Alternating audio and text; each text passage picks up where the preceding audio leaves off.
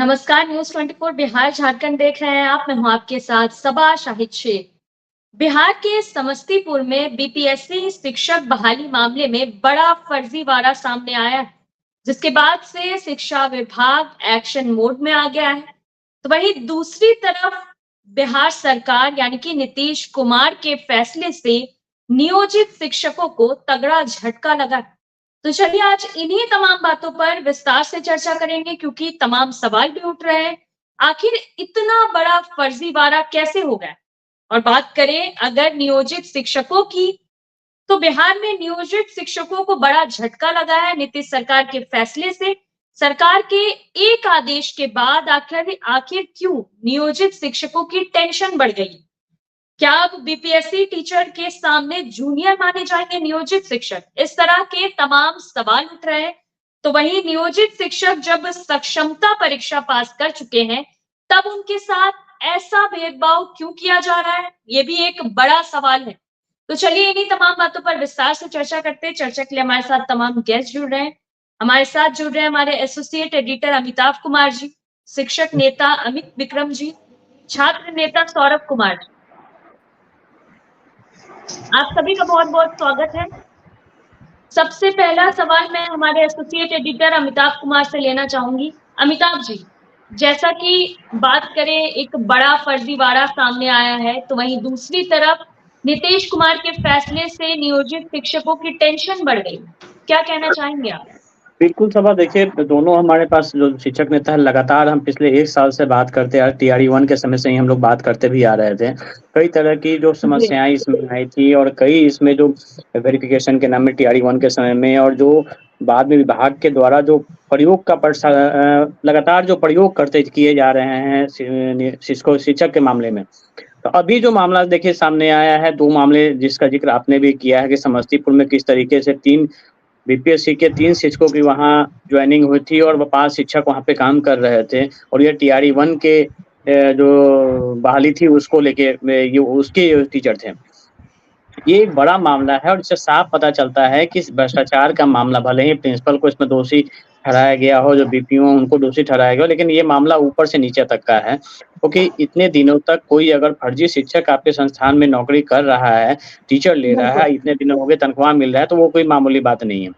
दूसरा जो मुद्दा जो उठा है, जो सामने आया है कि जिस तरीके से जो शिक्षा विभाग के इस पत्र को लेकर, जिसमें कहा गया है कि जो प्रभारी शिक्षक होते हैं, प्रधानाध्यापक की गैर मौजूदगी में जो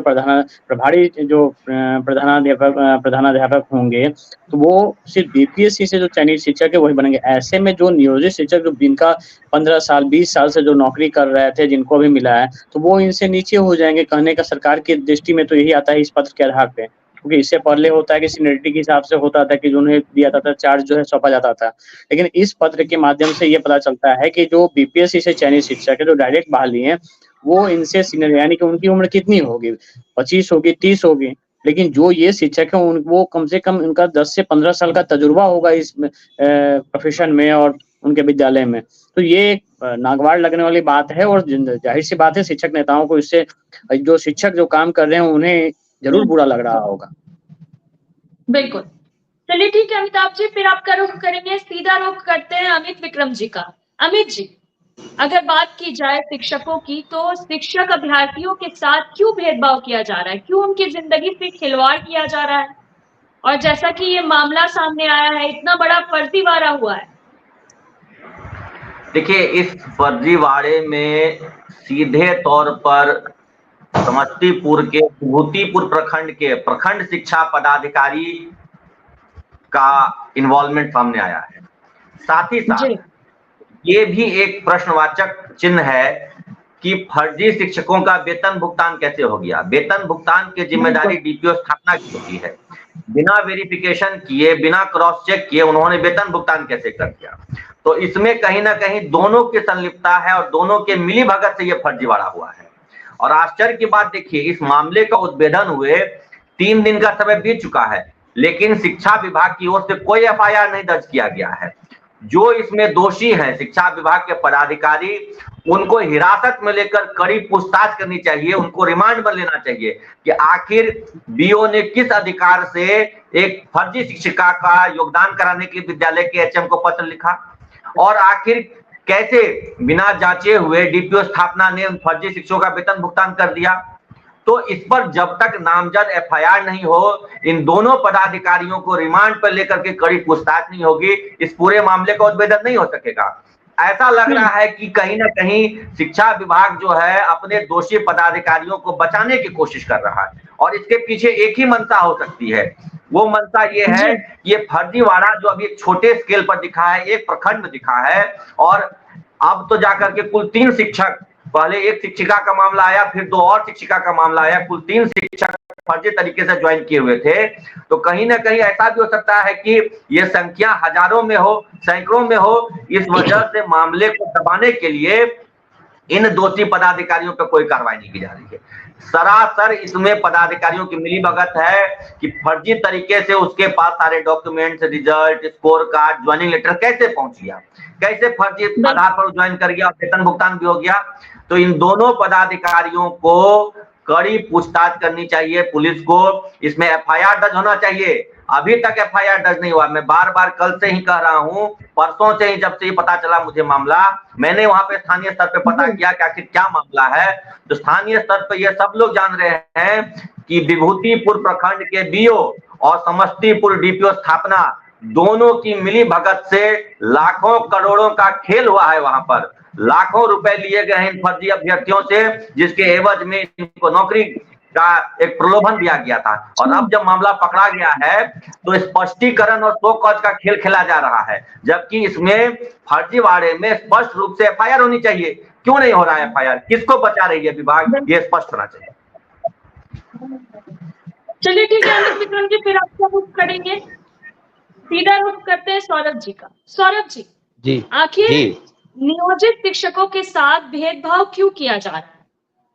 देखिए, सबसे पहले सभा जी आपको बहुत बहुत धन्यवाद, और अमिताभ भैया और अमित विक्रम भाई सभी को बहुत बहुत नमस्कार। यह जो विषय है आज से नहीं है सभा जी कि आज मामला आया है तो हम जो है उसका विरोध करेंगे। अमित भाई तो बेखूबी, और हम लोग तो जानते हैं, TRE-1 से जान रहे हैं। झारखंड के रहने वाले मुकेश जी हो या उत्तर प्रदेश के या बिहार के कई लोग मीडिया के सामने स्वयं आते थे और कहते थे कि मेरे पास सीटेट का डिग्री नहीं था लेकिन हमको ज्वाइनिंग करवा दिया गया। तो ये तो TRE-1 और BPSC गेट के पास चिल्ला चिल्लाकर बोलते थे। तो प्रमाण के साथ कि BPSC और शिक्षा विभाग दोनों ने मिलकर बिहार की शिक्षा व्यवस्था को गर्त में धकेल दिया है। एक तो उदाहरण है भी कि समस्तीपुर में 5 पोस्ट पर 3 फर्जी हैं, और कौन कौन लोग बहाली की प्रक्रिया तो निश्चित रूप से BPSC, हम लोग तो पहले से कह रहे थे कि BPSC सर्टिफिकेट का वेरिफिकेशन अपने स्तर से कर लेती और फिर रिजल्ट का प्रकाशन बना के BPSC को, शिक्षा विभाग को भेज देती। वहां तो तू मैं की लड़ाई चल रही थी और बड़े पैमाने पर फर्जी भरा हुआ। एक नहीं उदाहरण है। अभी देखिए ना भाई, कोई ऐसा जिला बाकी है क्या? अभी नालंदा में देखिए 341 फर्जी पकड़े गए हैं 628 मामले में। कंप्यूटर साइंस के कई ऐसे अभ्यर्थी हैं, 800 शिक्षक बहाल हो गए हैं जिनके पास डॉक्यूमेंट नहीं है, मतलब वो ज्वाइनिंग कर लिए हैं, उसके बाद उनके पास डॉक्यूमेंट आया है। तो आप समझ लीजिए ना भाई, आप CTET fail, STT fail, domicile फर्जी बनाकर लोग बहाल हो गए हैं। झारखंड में 5-5 हजार रुपए में दिव्यांग का प्रमाण पत्र मिल रहा है। लोग दिव्यांगता, TRE-1 में वो दिव्यांग नहीं थे, उनको आंख से दिखाई देता था या पैर से चलने में वो सक्षम थे, TRE-2 में वो हो गए।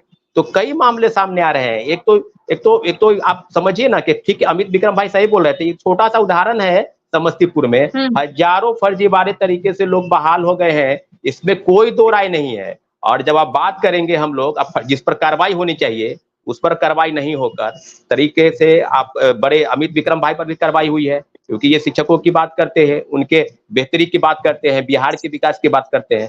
तो हम लोग तो यही अब सोच के चले हैं कि बिहार में ये फर्जीवाड़े तरीके से बहाली हुई है, उसका पूरा क्रेडिट कौन लेगा? क्रेडिट तो लेना चाहिए। हम लोग भी कहते हैं कि लीजिए भाई ना, उस समय तो लेते थे। महागठबंधन की सरकार में बड़े बड़े होर्डिंग पोस्टर लगते थे कि हमने बहाली की है, हमने की है, 3 महीने में 2 लाख शिक्षकों की बहाली हमने की है। तो फर्जीवाड़ा का बहाली क्रेडिट कौन लेगा? BPSC का पूर्व चेयरमैन या ACS के पाठक? अब देखिए ना, RTI से खुलासा हुआ है 17,000 में से 10,000 महिला TRE-1 में बिहार में शिक्षक बन गई। आरक्षण के नियम का गला घोटा गया है बिहार में, दिव्यांग को आरक्षण नहीं मिला, जो बिहार के मूल निवासी को मिलना चाहिए था दिव्यांग को आरक्षण, वो नहीं पा रहे। अभी देखिए, अब नियोजित वाला मामला चलाया सामने कि नियोजित जो है, हजारों शिक्षक हैं जो प्रिंसिपल बने हैं पिछले 10-15 वर्षों से जो पढ़ा रहे हैं। और उनको अब हटाया जाएगा। उनके जगह पर जो 2-3 महीने से ज्वाइनिंग किए हुए हैं बीपीएससी क्वालिफाइड शिक्षक, उसको फर्जी शिक्षक भी आप कह सकते हैं कि फर्जी तरीके से बहाल हुए हैं। बहुत सारे शिक्षक जो फर्जी हैं, उनको अगर चेकिंग अगर सबका होगा एक बार, तो मुझे लगता है कि 50% उसमें फर्जी लोग आ गए हैं। तो आप बनिए, प्रिंसिपल आप ही बनिए। तो बहुत सारी चीजें हैं, विसंगतियां हैं। निश्चित रूप से अब हम लोग यही मान के चलते हैं कि शिक्षक विभाग, शिक्षा विभाग हो और बीपीएससी हो, और सब जगह से बड़े पैमाने पर फर्जीवाड़ा बहाली हुआ है। और हम लोगों को जहां तक लड़ने की गुंजाइश होती है, हम लोग लड़ रहे हैं। लेकिन बात यह है कुल मिलाकर यही कि सरकार सुनना नहीं चाहती है, न अभ्यर्थियों की आवाज, न शिक्षक की आवाज, न शिक्षक नेताओं की आवाज, न छात्रों की आवाज। बस और अपना जो गुणगान ढोल पीटने में लगी है कि हम फिर 12 लाख लोगों को नौकरी देने जा रहे हैं। तो फर्जीवाड़े पर क्यों नहीं आप सवाल करते हैं? फर्जीवाड़े पर सवाल कीजिए। एक क्या, हजारों उदाहरण है। हजारों उदाहरण के साथ आरटीआई से खुलासे हो रहे हैं, कोर्ट का आदेश आ रहा है, उसको भी नहीं मान रहे हैं। हम लोग अभी मान के चले हैं, और शिक्षा विभाग इस तरह से नहीं कि बिहार सरकार, सबसे ज्यादा अगर बहाली हुआ है उत्तर प्रदेश के लोग इस राज्य में शिक्षक बने हैं। और दोनों अधिकारी, बीपीएससी के पूर्व चेयरमैन और एसीएस पूर्व के पाठक, दोनों उत्तर प्रदेश के रहने वाले हैं। तो आप समझ लीजिए कि किसको जिम्मेवारी मिली थी बिहार में शिक्षक बहाली की। फर्जी तरीके से बहाली हुआ है, पूरा जिम्मेवारी लीजिए और जिम्मेवारी के साथ बताइए कि कौन है जिसने बिहार के शिक्षा व्यवस्था को बर्बाद कर दिया है। निश्चित रूप से हम लोग अब समझ रहे हैं कि खेल जो है पहले से ही शुरू था, अब तो बस दिखने लगा है कि हाँ बिल्कुल सही बात है, जो बोलते थे वही हो रहा है। बिहार में बड़े पैमाने पर फर्जी शिक्षक बहाल हो गए हैं और वेतन भी उठा रहे हैं। कितनी शर्म की बात है। यह समझ लीजिए कि क्या खेल चल रहा है इस प्रदेश में। सभा जी, अमित विक्रम जी, ये जो मामला उठा है, तो क्या लगता है कि ये तो समस्तीपुर का ही मामला है कि ऐसे मामले और भी कई आएंगे? क्योंकि इससे पहले भी टीआरई 1 के जब ज्वाइनिंग हुई थी, उस समय से ही कई तथ्य सामने आ रहे थे और कई गड़बड़ियां भी सामने आ रही थी। देखिए, हम लोगों के पास जो इनपुट है, कोई ठोस सबूत तो नहीं है, लेकिन चूंकि संगठन के माध्यम से हम लोग विभिन्न जिलों में बात करते रहते हैं, तो हम लोगों के पास जो इनपुट है कि ये समस्तीपुर का मामला ये अकेला मामला नहीं है। कई जिलों में इस तरह का खेल हुआ है कि फर्जी ज्वाइनिंग लेटर के आधार पर स्कूलों में ज्वाइनिंग कराई गई, एक बात। दूसरा ये भी हुआ है कि जो ज्वाइन नहीं किए, अगर किसी शिक्षक को स्कूल अलॉट हो गया, उन्होंने उस स्कूल में ज्वाइनिंग नहीं की, उनके बदले किसी और ने ज्वाइनिंग कर ली। और एक बात याद कीजिए कि सबका थंब वेरिफिकेशन होना था, उसके बाद सबका वेतन चालू होना था। तो ये जो समस्तीपुर का मामला है, ये जो फर्जी लोग जिन्होंने परीक्षा ही नहीं दी, जिनका ज्वाइनिंग लेटर ही फर्जी है, उनका थंब वेरिफिकेशन कैसे हो गया? जबकि थंब वेरिफिकेशन का मिलान होना था जो एग्जामिनेशन में थंब इंप्रेशन लिया गया था उससे। तो जो एग्जाम दिया ही नहीं, जो एग्जाम पास ही नहीं किया, उसका थंब वेरिफिकेशन डीपीओ स्थापना ने कैसे कर दी? तो ये एक बड़ा नेक्सस है जहां पे थंब वेरिफिकेशन में खेल हुआ है, फर्जी ज्वाइनिंग लेटर देकर के ज्वाइन कराया गया है। और जो नहीं ज्वाइन किए, कुछ ऐसे अभ्यर्थी होंगे जिन्होंने ज्वाइन नहीं किया, उनके बदले किसी और को ज्वाइन कराया गया, ये भी खेल हुआ है। इस सब मामले की गहन जांच करने की जरूरत है। और मैं बार बार कह रहा हूं कि नामजद एफआईआर हो बीओ और डीपीओ स्थापना पर, इनको रिमांड में लेकर के पूछताछ की जाए, तभी सारा मामला खुलेगा, क्योंकि इनके पास पुख्ता सबूत है। समस्तीपुर में सिर्फ एक प्रखंड में ऐसा हुआ हो ऐसी बात नहीं, और भी दूसरे प्रखंडों में, दूसरे जिलों में भी इस तरह के कारनामे हुए हैं। लेकिन इस पर कड़ी जांच हो, रिमांड में लेकर के कड़ी पूछताछ की जाए इन दोनों पदाधिकारियों से, तो सारा भेद स्वतः खुलने लगेगा और ये जो पूरा नेक्सस है, जो पूरा गिरोह है, ये पकड़ में आएगा। लेकिन अगर जो लीपापोती की जा रही है, यही लीपापोती की जाती रही, तब फिर कोई मामला का उद्भेदन पूरी तरीके से नहीं हो पाएगा। सभी दोषी जो है उस मामले में नहीं फंसेंगे, बच जाएंगे। एक दो सौ कॉज, निलंबन, ये सब करके सब लोग बच जाएंगे। लेकिन होना ये चाहिए कि नामजद एफआईआर हो, रिमांड में लेकर कड़ी पूछताछ हो, तब सारा मामला खुल जाएगा, स्वतः खुल जाएगा। सौरभ जी, अभी जो मामला सामने आया था, इससे पहले भी याद होगा, कुछ दिन पहले डॉक्यूमेंट्स वेरिफिकेशन के दौरान काफी गड़बड़ियां सामने आई थी। फर्जी डॉक्यूमेंट्स के बाद टीआरई केसेस को एफआईआर भी हुआ था। निश्चित रूप से अमिताभ भैया, ये जो आज ये तो अब तो मतलब एक उदाहरण आप दे सकते हैं जिसमें भी मीडिया का बहुत बड़ा रोल है, आप लोगों का एक योगदान है कि कई चीजें सामने आ रही है। हम लोग के पास तो आप समझिए ना कि टीआरई 1 में हम लोग जो प्रोटेस्ट हुआ या काफी लड़ाई लड़ी गई छठे चरण के बाद से कि 7वें चरण की बहाली के लिए 4 साल तक लड़ाई लड़ी गई। और जो बात अब सामने आ रही है कि 7वें चरण में जो बहाली हुई, बीपीएससी से परीक्षा हुई, उसके बाद तो कई चीजें सामने आ रही है। अब शिक्षा विभाग चिट्ठी भी भेजी कि सप्लीमेंट्री रिजल्ट जारी करना है, उसमें भी जारी नहीं। कोर्ट का आदेश है टीआरई 2 में CWJC 2331-1151 और 2337 दो मामले हैं, उसके बावजूद भी 1 महीना हो गया, 18 जून का आदेश आया था, पूरक परिणाम जारी नहीं हुए। तो मेरिट वाले तो ऐसे ही, मेरिट वाले तो दर दर की ठोकरें खा रहे हैं, किसी का 1 नंबर से, किसी का 2 नंबर से, कोई डेट ऑफ बर्थ से छटा हुआ है, किसी का एज खत्म हो गया, कोई पहले ही टीआरई 1 में बैठा, कोई दूसरे फेज के बहाली में बैठा, अब उसके पास समय नहीं है कि टीआरई 3 में बैठ सके, उम्र खत्म हो गया है। और कोई ऐसा विभाग नहीं है, कोई ऐसा मंत्रालय नहीं है जहां पर किसी मंत्री से उनकी मुलाकात नहीं। हम लोग तो बराबर जाते हैं, कभी मुख्यमंत्री जी से मुलाकात करते हैं। अभी जो शिक्षा विभाग का जो लेटर निकला है, जो प्रभारी प्रिंसिपल वाले, जो प्राचार्य वाले जो बात है, इससे पहले इसके क्या नियम थे? देखिए, मैं जैसा कि बता रहा हूँ आपको, पहले ये था कि जो सीनियर मोस्ट टीचर होते थे, जैसे कि अगर हाई स्कूल है तो वहाँ +2 के टीचर हाई स्कूल 9-10 के टीचर से सीनियर होते थे, तो जो सीनियर मोस्ट एक्सपीरियंस के आधार पे होते थे उन्हीं को प्रभार दिया जाता था। और मिडिल स्कूल्स में भी यही होता था, प्राइमरी स्कूल्स में भी यही होता था। लेकिन अभी क्या है, ये जो पत्र माननीय सचिव महोदय ने निकाला है, पहली बात तो इस पत्र को अभी निकालने की कोई जरूरत नहीं थी। अभी पिछले ही महीने हेडमास्टर और हेड टीचर की परीक्षा हुई है, उसका रिजल्ट आना है, इस महीने के लास्ट तक रिजल्ट आएगा। उसका रिजल्ट आने के बाद सभी हाई स्कूल्स, प्राइमरी स्कूल्स में रेगुलर हेडमास्टर जो बीपीएससी ने परीक्षा ली है उसके माध्यम से रेगुलर नियमित हेडमास्टर और हेड टीचर की बहाली हो जाएगी। तो अभी ये चिट्ठी निकालने की तो कोई आवश्यकता ही नहीं थी। रह गई बात सीनियरिटी और जूनियरिटी की, तो सीनियरिटी और जूनियर होने का जो पैमाना है वो एक्सपीरियंस है शिक्षा विभाग में, अनुभव, कि किसकी ज्वाइनिंग कब हुई या किसकी ट्रेनिंग कब हुई, उस आधार पे होता है। ऐसा कहीं कोई नियम नहीं है, कोई गजट, कोई इस तरह का कैबिनेट का पास किया हुआ प्रस्ताव नहीं है कि जो बीपीएससी से परीक्षा देकर के आएंगे वो सीनियर हो जाएंगे और जो पहले से नियोजित हैं या जो नियोजित में से राजकर्मी बन रहे हैं, विशिष्ट शिक्षक बनेंगे, वो जूनियर होंगे। विशिष्ट शिक्षक नियमावली में भी लिखा हुआ है कि उनकी वरीयता ज्वाइनिंग या प्रशिक्षण के डेट से मानी जाएगी। यानी कि अगर किसी शिक्षक ने 2013 में ज्वाइनिंग की थी तो उसकी जो सीनियरिटी होगी 2013 से जुड़ी जाएगी। तो 2022 में, 23 में या 24 में जो लोग बहाल हुए हैं वो उनसे सीनियर नहीं हो जाएंगे, ये स्पष्ट है। तो एक तो जरूरत नहीं थी उस पत्र की, दूसरी है कि वो पत्र ही तथ्यात्मक रूप से गलत है। उस पत्र में जो तथ्य अंकित किए गए हैं वो कानूनी रूप से गलत है, विभागीय नियमों के रूप से गलत है। या तो महोदय को, सचिव महोदय को किसी ने दिग्भ्रमित किया है नियमों के संदर्भ में, या फिर उन्होंने नियमों का अध्ययन नहीं किया, अपने मन से एक अपने एक विवेक से कुछ जारी कर दिया पत्र। उनको नहीं जारी करना चाहिए था, क्योंकि पूर्व में भी हमने देखा है कि शिक्षा विभाग के पदाधिकारी जब अपने मन से इस तरह के पत्र जारी करते हैं तो बहुत बवाल होता है, विवाद होता है।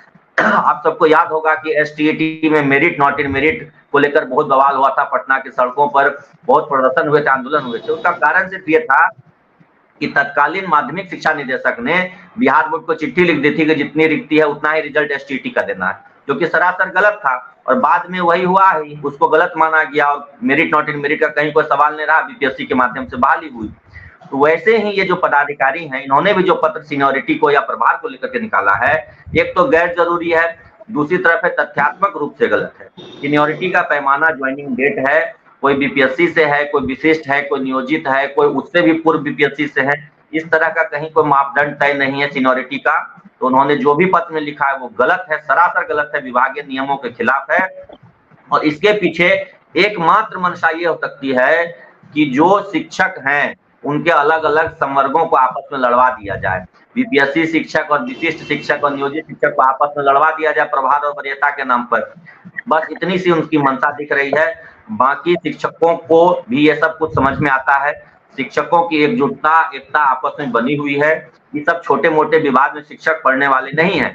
शिक्षकों का जो मूल मांग है, जो उनका अधिकार है, समान काम समान वेतन, जो सेंट्रल पे स्केल है, जो केंद्रीय विद्यालय के शिक्षकों को जो वेतनमान मिलता है, वही वेतनमान बिहार के जो राज्यकर्मी शिक्षक हैं, चाहे वो विशिष्ट शिक्षक हों कि विद्यालय अध्यापक हों, सबको वही वेतनमान मिलना चाहिए। हमारी लड़ाई इस बात की है। ये वरीयता और प्रभार के मामले में सरकार जो हमें उलझा रही है, हम लोग इसमें उलझने वाले नहीं है। सरकार अपनी मंशा में कभी कामयाब नहीं होगी। सरकार की जो ये रणनीति है, जो चाल है, इसको सभी शिक्षक भली भांति समझते हैं। किसी में, मैं आपको लिख के दे रहा हूं, कि किसी शिक्षक में कोई बेचैनी नहीं है, कोई व्याकुलता नहीं है प्रभारी बनने की।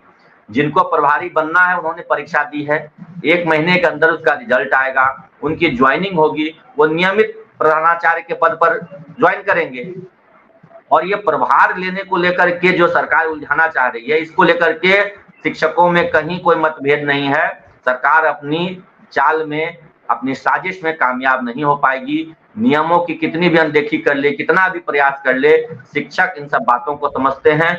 उनका जो मूल लक्ष्य है, जो मूल उद्देश्य है, सेंट्रल पे स्केल, केंद्रीय वेतनमान, जो वेतन केंद्रीय विद्यालय के शिक्षकों को मिलता है वही बिहार के भी राज्यकर्मी शिक्षकों को मिले, इसी की हमारी लड़ाई है और इसके लिए हम सभी शिक्षक एकजुट हैं।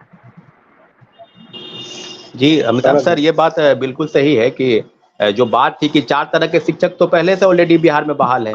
पहले जो 94-95 बहाली हुई बीपीएससी से, उसके बाद फिर डिग्री दिखाओ नौकरी पाओ वाली, फिर नियोजित, और अभी फिर विशिष्ट शिक्षक बीपीएससी से क्वालिफाइड। तो सब चीज तो आप समझ ही रहे हैं कि भाई लड़ाना किसको है। सब लोग जानते हैं कि जो सबसे ज्यादा जो अनुभव होता है जिनका, वो प्रिंसिपल के पद पर जाते हैं। और रही बात कि आज एक और पत्र जारी हुआ है, कई न्यूज़पेपर में छपा है कि जो TRE 3 के रिजल्ट होंगे, उनके साथ जो प्रधानाध्यापक की जो परीक्षा ली गई है उसका भी रिजल्ट उसी के साथ प्रकाशित किया जाएगा।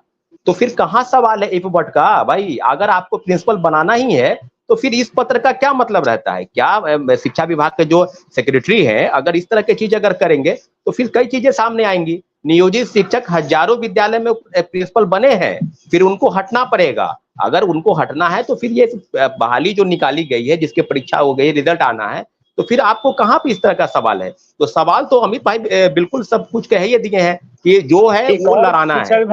शिक्षा विभाग का एक और पत्र निकला है सर, 7,629 नई बहालियों का, जिसमें सबसे ज्यादा दिव्यांग लोगों के लिए है। 5,000 बहालियां हैं दिव्यांग कोटे के लोगों का, जिन लोगों का नहीं हो पाया था उनके लिए है। नहीं, वो तो होना बिल्कुल। चाहिए। विद्यालय में जो है, विद्यालय में जो विशेष आवश्यकता वाले बच्चे हैं, दिव्यांग हो चाहे मानसिक रूप से विशेष आवश्यकता वाले बच्चे हैं, उनके लिए शिक्षकों की बहुत जरूरत है, कमी है। और ऐसे विद्यालय चिन्हित किए गए हैं जहाँ पे इस तरह के बच्चे हैं। उनके लिए जो विशेष आवश्यकता वाले बच्चे हैं, उनके लिए विशेष शिक्षकों की बहाली होनी चाहिए। जिस प्रकार से विभिन्न विषयों के लिए बहाली होती है, वैसे ही जो विशेष आवश्यकता, जिनको हम लोग कह सकते हैं कि विभिन्न मानसिक रूप से अक्षमता तो उसको नहीं कहेंगे, लेकिन विशेष उनको ध्यान देने की जरूरत है। ऐसे जो बच्चे हैं उनके लिए विशेष शिक्षकों की जरूरत है और यहाँ पर उनके लिए वैकेंसी है। और अच्छी बात है, सरकार ने निर्णय लिया है कि उनकी बहाली जल्द से जल्द हो।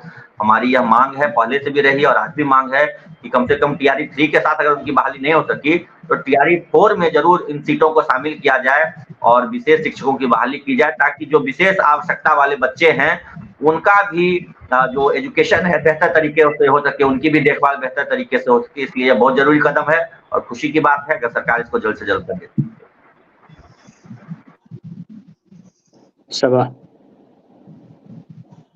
जी, तो मेरा सवाल अमित जी से है। अमित जी, अगर बात की जाए, जैसा कि आप बोल रहे थे कि ये आपस में उलझाने की कोशिश की जा रही है, तो क्या अब ये माना जाए कि बीपीएससी टीचर जो है उनसे जूनियर हो जाएंगे नियोजित शिक्षक, जबकि वो पहले से इतना ज्यादा काम कर चुके हैं फिर भी?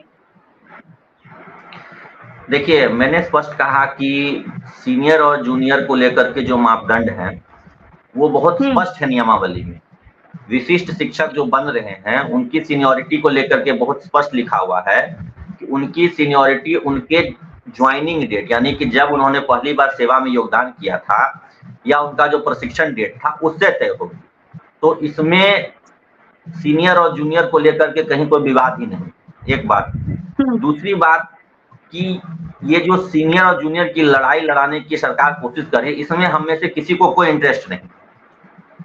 बीपीएससी से जो आए हैं वो सीनियर हो जाए या हम सीनियर रहें, इससे हम लोगों को कहीं कोई दिक्कत नहीं। जिसको सरकार को मन है सीनियर कर दे, हमें कोई उसे लेना नहीं।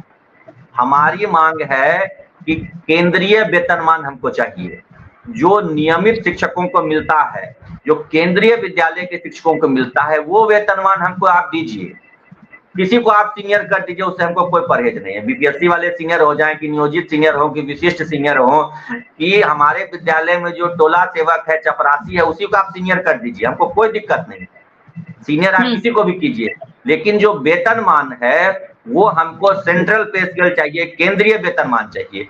ये जो चाइनीज वेतनमान पर राजकर्मी बनाया गया है, चाहे वो बीपीएससी से बहाल होकर आए हों या क्षमता परीक्षा देकर के जो शिक्षक राजकर्मी बनेंगे, ये राजकर्मी शिक्षकों का वेतनमान उनको नहीं मिल रहा है, उनको ये चाइनीज वेतनमान मिल रहा है। हमें वो वेतनमान चाहिए जो नियमित शिक्षकों को मिलता है, जो केंद्र सरकार के विद्यालयों को मिलता है, जो सेंट्रल पे स्केल है, वो पे स्केल हमको चाहिए। लेवल 7, 8, 9 का पे स्केल शिक्षकों को मिलना चाहिए। उससे कम सरकार जो दे रही है वो हमें स्वीकार्य नहीं है। सीनियर जूनियर हमारे लिए कोई मसला नहीं है। जो नए शिक्षक आए हैं वो भी हमारे छोटे भाई हैं, जो पहले से हैं वो भी हमारे बड़े भाई हैं। हम सब लोग आपस में बहुत सौहार्दपूर्ण तरीके से विद्यालय का संचालन कर रहे हैं, बच्चों को पढ़ा रहे हैं, मन लगा के पढ़ा रहे हैं। तो सीनियर जूनियर को लेकर के कहीं कोई मतभेद नहीं है। किसी को भी सीनियर कह दीजिए, लेकिन जो उम्र में बड़ा है उसको तो हम लोग सम्मान देंगे ही ना। अगर मान लीजिए कोई शिक्षक, ठीक है हम क्लास 1 to 5 के लिए शिक्षक थे, कोई 6 to 8 में आ जाए तो वो स्वतः हमसे सीनियर है, लेकिन अगर हम उससे उम्र में बड़े हैं तो ऐसा थोड़ी ना है कि वो हमें सम्मान नहीं देंगे। सम्मान देते हैं, पूरा सम्मान देते हैं। तो सीनियर जूनियर को लेकर के कोई मतभेद नहीं है शिक्षकों में। सरकार को जिसको मन उसको सीनियर जूनियर बना दे, बाकी तो जो नियम कानून है वो तो उसके अनुसार होगा ही। किसी के एक पत्र निकाल देने से कोई सीनियर जूनियर नहीं हो जाता है। लेकिन इसके बावजूद मैं कहता हूं कि सरकार को जिसको मन है उसको सीनियर जूनियर बना दे, लेकिन केंद्रीय वेतनमान दे सरकार, सेंट्रल पे स्केल शिक्षकों को दे। उसके बाद सरकार का मन हो तो टोला सेवक हो, चपरासी हो, रसोईया हो, जिसको मन हो उसी को सीनियर बना के विद्यालय का प्रभार दे दे। हमें बस केंद्रीय वेतनमान चाहिए। हम इस सीनियर जूनियर की लड़ाई में उलझने वाले नहीं है। बिल्कुल, चलिए ठीक है अमित जी, फिर आपका रुख करेंगे, सीधा रुख करते हैं सौरभ जी का। सौरभ कुमार जी, अगर बात करें बीपीएससी की, हम लोगों ने कई बार डिबेट भी किया है इस पे, आप भी रहे, तो कई सारी कमियां भी आई है इसमें, और अब सरकार इन कमियों पे ध्यान नहीं देकर इस तरह के फैसले भी लागू कर रही है। जी सभा जी, आज तो पहली बार तो नहीं है, शिक्षक बहाली में कई तरह की चीजें सामने आ रही है। आरक्षण के नियम का पालन नहीं हुआ। हम लोग तो आरटीआई से, ऐसा नहीं कि हम लोग जो कह रहे थे, सरकार के ही पत्र है, जो आरटीआई से जो पत्र निकल रहे हैं या खुलासे हुए हैं उसमें कई पत्र है। अभी 6 to 8 का मामला आया है, उसमें आप समझ लीजिए कि जो बहाली निकाली गई है उसमें से लगभग 80% किसी दूसरे स्टेट के लोग हैं 6 to 8 में। सिर्फ एक विषय का, हिंदी का भी आया है। 1 to 5 में आपको बताएं कि महिलाओं के आरक्षण के तहत 17,000 लोगों को नौकरी दी, 10,152 वो दूसरे राज्य के हैं।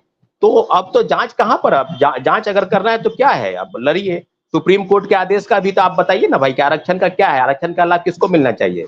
उस राज्य के मूल निवासी को मिलना चाहिए। महिलाओं को आरक्षण 35% बिहार के महिलाओं को मिलना चाहिए। उस आरक्षण के तहत क्या हुआ? दिव्यांग को आरक्षण नहीं मिल रहा है, फर्जी तरीके से लोग बहाल। डोमिसाइल बहुत बड़ा मुद्दा है जिस पर फर्जीवाड़े तरीके से लोग बहाल हो चुके हैं, TRE-1 TRE-2 में भी, और छठे चरण में भी। तो आप समझ रहे हैं कि माननीय उच्च न्यायालय ने स्पष्ट कहा था कि 70,000 जो बहाली है शिक्षकों की वो गलत तरीके से की गई है। और बिहार सरकार का हलफनामा देख लीजिए, कभी कहेगी फोल्डर गायब हो गया है, कभी कहेगी फाइल जल गया है, कभी कुछ कहेगी, कभी कुछ कहेगी। तो TRE-1 में भी तो बहाल हो गए हैं और वेतन ले रहे हैं फर्जी शिक्षक, डोमिसाइल सर्टिफिकेट फर्जी बनाकर। बिहार के निवासी कोई अलग के, हम ये नहीं कह रहे कि दूसरे राज्य के हैं, बिहार के भी हैं वो, परंतु दूसरे राज्य के ज्यादा हैं। ये आरटीआई से भी कई खुलासे हो रहे हैं। तो शिक्षा विभाग तो खुद अपना आरटीआई से खुलासा करके बता रही है कि हाँ, कभी शेखपुरा में निकलता है, कभी औरंगाबाद में चिट्ठी निकलता है कि फलना शिक्षक जो है 20 शिक्षक पकड़े गए, किन्हीं के पास सीटेट की डिग्री नहीं है, किन्हीं कंप्यूटर साइंस की डिग्री उसके बाद की है ज्वाइनिंग की, कोई फर्जी डोमिसाइल सर्टिफिकेट बनाया है, किसी का थंब इंप्रेशन चेक हुआ तो वो थंब इंप्रेशन मिलान नहीं हो रहा है। तो बहाली किस प्रकार से आपने की है? क्या ऐसी आपको जरूरत थी भाई बहाली करने की? हम लोग तो कह ही रहे थे कि बीपीएससी पहले डॉक्यूमेंट का वेरिफिकेशन कर ले, जैसे कि परीक्षाओं में होती है। सिविल सेवा की परीक्षा में क्या होता है कि अगर कोई एसडीओ के लिए चयन होता है तो डीओपीटी को भेजा जाता है, अगर डीएसपी में चयन हुआ तो गृह विभाग से उसको भेजा जाता है कि हाँ गृह विभाग। तो यहाँ तो प्रकरण और जल्दी हड़बड़ी में क्रेडिट लेना था, अतुल प्रसाद जी को भी क्रेडिट लेना था और के पाठक सर को भी क्रेडिट लेना था। दोनों ने बिहार की व्यवस्था को गर्त में मिला दिया। आज तो सवाल है ना कि बड़े पैमाने पर फर्जीवाड़ा, ये डिबेट का विषय सवाल जी, आज का डिबेट का विषय। अब अमिताभ भैया भी चाहेंगे कि फर्जीवाड़ा बहाली हुआ है, डोमिसाइल पर, आरक्षण पर, महिलाओं को आरक्षण नहीं मिला, दिव्यांग सर्टिफिकेट फर्जी बनाकर लोग बहाल हो गए हैं। बहाल ये प्रक्रिया, ये डिबेट को आप लोग, अगर आपसे हम रिक्वेस्ट करते हैं कि इस डिबेट को अन्य दिन करें तो इन सब विषयों पर आए, क्योंकि कई मामले सामने आ गए हैं कि बिहार की अभी व्यवस्था, धीरे शिक्षा धीरे मामले तो व्यवस्था। सामने आ ही रहे हैं जी ना, धीरे धीरे मामले जी जैसे जी जैसे सामने आएंगे हम लोग जरूर चर्चा करेंगे उस पर भी। जी जी जी बिल्कुल। और निश्चित रूप से अब कहने की जरूरत नहीं है कि डोमिसाइल पर घमासान, डोमिसाइल पर हम लोग बहुत बड़ा प्रोटेस्ट करने जा रहे हैं पुनः से, कि अगर डोमिसाइल नीति आपका दिल इतना ही बड़ा है तो 2025 के विधानसभा चुनाव में आप वोट लेने जाइएगा उत्तर प्रदेश, झारखंड, क्योंकि आपने बहाली की है उन लोगों के लिए, हम लोग के लिए तो कोई बहाली है नहीं। 80-80% जो है बिहार में बहाल हो गए हैं शिक्षक, तो बिहार के बच्चे कहाँ जाएंगे, क्योंकि इनको मेरिट की कमी है। जैसा कि पूर्व चंद्रशेखर शिक्षा मंत्री भी कह रहे थे कि मेरिट की कमी है बिहार में, और आईएएस का जब रिजल्ट निकलता है तो टॉप 10 में 5 जो होते हैं वो बिहार के होते हैं। तो मेरिट की कहाँ कमी है भाई, बहाली आई और आपने रेवड़ी की तरह बांट दिया कि आइए बिहार में नौकरी ले लीजिए, और बिहार के बच्चे जो है कटोरा लेके भीख मांगने या मजदूरी करने। मजदूर की फैक्ट्री तो बिहार पहले से भी थी और आगे भी रहेगी। पढ़े लिखे बेरोजगारों को मतलब समझिए कि फैक्ट्री बिहार फिर बन गई है। आपने तो बहाली निकाली लेकिन फर्जीवाड़ी तरीके से निकाली, और बड़े पैमाने पर फर्जीवाड़ा हुआ है, ये कहने की जरूरत नहीं है। अब तो बिल्कुल अब ठोक बजा के हम लोग कहेंगे चिल्ला चिल्ला कर, या आपने फर्जी शिक्षक बहाल किया है बिहार में, और किसको वेतन दे रहे हैं जो फर्जी तरीके से। बताइए ना, 5 पोस्ट में 3 फर्जी ही हैं। आप समझ लीजिए कि क्या खेल चल रहा है इस राज्य में। और लोग जो है तो आरोप लगा रहे हैं कि नहीं हम नहीं किए, वो नहीं किया। तो आरोप तो लगाना एक बात है, लेकिन फर्जी तरीके से बहाल हुए हैं लोग, और बड़े पैमाने पर हुए हैं। कोई जिला बाकी नहीं है जहां से फर्जीवाड़ा नहीं हुआ है। बहुत बड़ी, बहुत शर्म की बात है कि बिहार सरकार ने इस तरह से काले कारनामे किए हैं, और लोगों को, माननीय मुख्यमंत्री जी को इस पर संज्ञान लेना चाहिए था, परंतु पता नहीं क्या हो रहा है। अब तो लगातार अब सामने आ रहे हैं, कई मामले सामने आए हैं। हम लोग लड़ाई लड़ने के लिए तैयार है, डोमिसाइल पर, फर्जीवाड़ा पर, और जो पेपर लीक है उस पर मामले में भी कई चीजें सामने आ रही है। सब चीजों पर लड़ाई हम लोग लड़ रहे हैं और आगे भी लड़ेंगे। जी बिल्कुल सौरभ जी, हम जरूर चर्चा करेंगे, आपकी बात बिल्कुल सही है। तो चलिए आखिरी कमेंट अमिताभ जी से ले लेती हूँ। अमिताभ जी।